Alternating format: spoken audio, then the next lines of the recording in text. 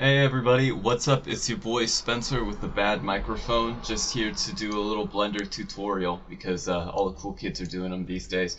Right now I'm going to show you how to animate with noise modifiers, and for those of you who don't know why you might want to do this, it is so that you can make things that look nice. I don't know. Well, okay, noise, right? It's a random kind of texture sample. And when it comes down to it, it's very useful for a lot of 3D stuff if you need something that looks random, or at least close enough to random for generating like procedural materials or energy effects or whatever it is that you're doing. So at the end of the day, noise is good, and this is one of the many ways that it can help us by you can use it to create a sort of naturalistic kind of swaying motion, which can be useful for realistic or like realism adjacent renders. Not so much for more 2D styled stuff. This can definitely contribute to like a floaty 3D kind of look, but it's still useful. So here I have the default cube and whatnot. I'm just gonna expunge that from existence, and I'm going to append a model. It doesn't matter what kind of thing you can use. You can do this with the default cube if you're so inclined. I'm just going to go to 3D model. I'm going to grab a cat model that a friend of mine made and just drop it on in. Where is it? Collection Kittiest. There we go. So I've got the kitty model and whatnot. I'm just going to like delete all of this stuff because I don't want it in my life. I've got the model, and that's what's important. And basically, it's a pretty good model. It's very good, in my opinion. I used it a lot for a recent project that I would love to post, but I'm not going to share publicly because I want to wait for the. Basically, I did like an opening, like a high-end TV style opening for a friend's Warrior Cats fic, and it's not quite completed yet, so I just want to wait until she has like one episode out before I post it on its own. But I've got this cat model and whatnot, very useful for demonstration purposes, and what I'm just doing is repositioning the camera to fix it. And say that I want this cat to kind of sway around a little bit. I want like the camera to like push in and the cat to, I don't know, just be a cat and do what cats do. So the first thing that I would do is I would go down to the timeline. I would set a keyframe for probably location and rotation, and I would just bring the camera up to whatever point I want it to be. Let me make a new window here that I can just drag it on in, and that was the hide button, not the drag. All right, something like that, and maybe I'll rotate it. I'll give it like a bit of a Dutch angle. Other Dutch. Yeah, there we go. Something like that. And then, set another keyframe for movement and location. Oh, whoops, I forgot to. Alright, let's just bring that back. God, I keep doing that. Biggest issue in my Blender usage is conflating. So there we go. We've got a kind of corny Dutch angle sort of thing. For the kind of look I want to go for, I might take the interpolation and make it linear just for the sake of having a kind of constant look to it. I think it works a lot better for like high-end TV stuff because it looks less intentional in a way.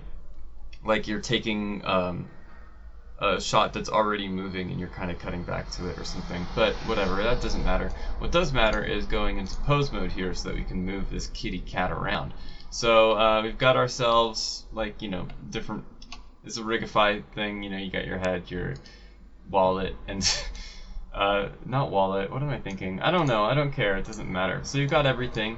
Say that I just want like a little bit of general motion for this cat. So what I'm going to do again is I'm going to take the location and rotation, and I'm just going to set a keyframe there on the torso. Torso being the bone that moves like everything around. It's like a good general purpose sort of thing. And what I'm going to do after that is I'm going to go over here this is the graph editor. I'm going to select the X location, and I'm going to go down on modifier, and I'm just going to give it a little bit of noise. And yeah, that looks perfect. That looks really natural and normal. But say that for some reason I would want to make it better than that. Well, the way that I would do that would be by scaling up the noise. Usually like anywhere between 50 and 90 works. Sorry, my window's open because it's summer and it's really hot right now.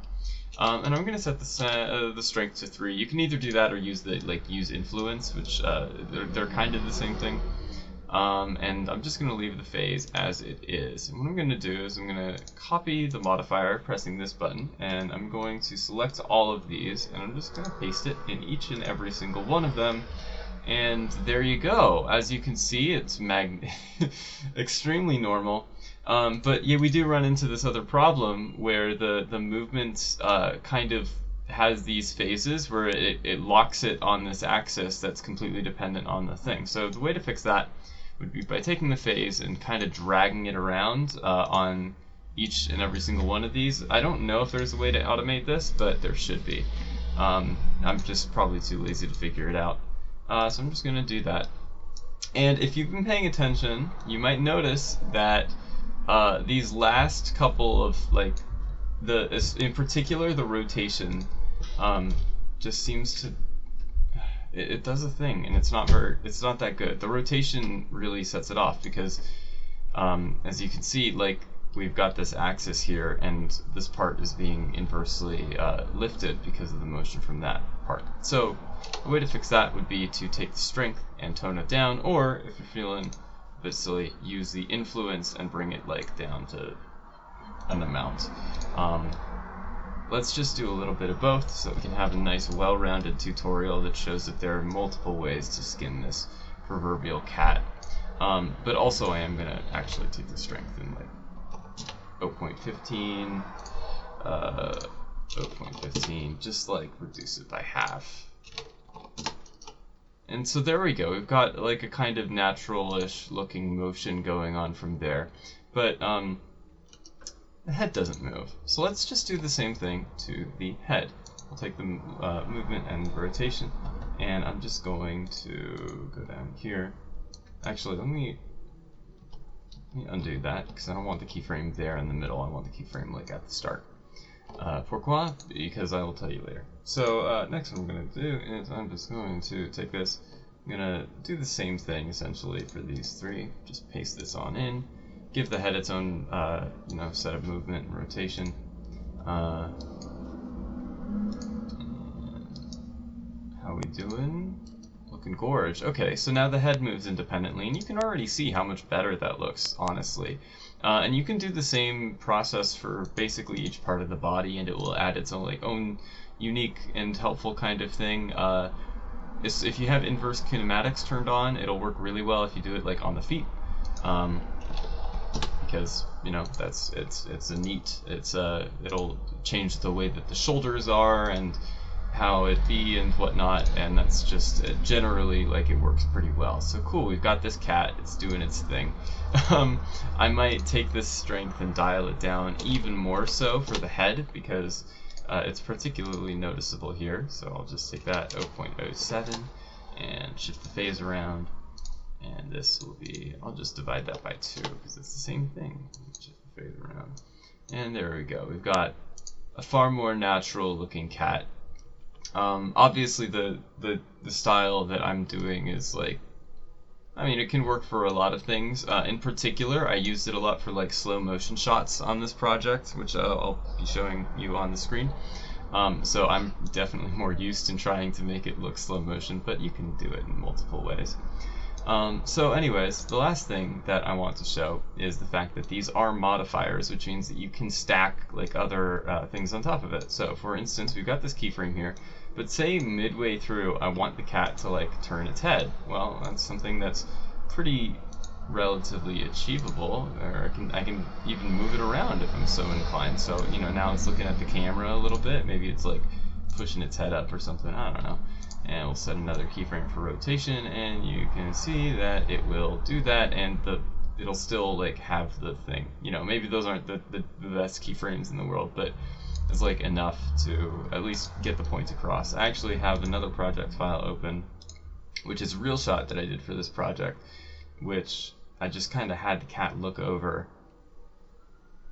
So I've got the motion going on. I think I also attached some stuff to the tail, and the cat looks over, and the shot looks like this because I superimposed it with another thing.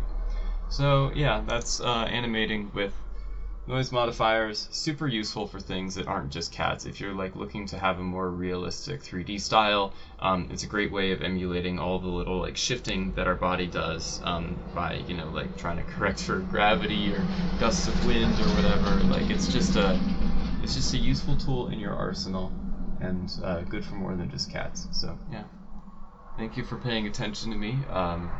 Bye.